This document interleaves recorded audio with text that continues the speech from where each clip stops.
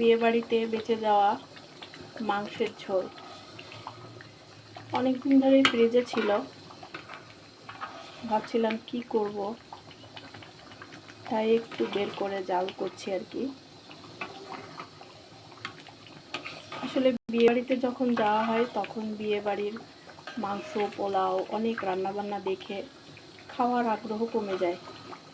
কিন্তু অনেক দিন পরে আবার যখন মনে পড়ে যে ওই বিয়েবাড়ির খাবারটা অনেক দারুণ ছিল, তখন আবার খেতে ইচ্ছা করে।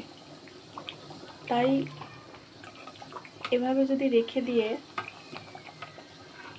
পরে বের করে খান তবে অনেক ভালো লাগবে।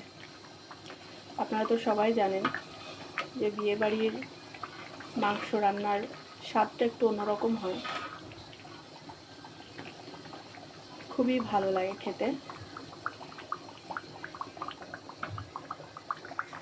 আমার চ্যানেলটা নতুন, সবাই পারলে একটু সাবস্ক্রাইব করে দিবেন প্লিজ।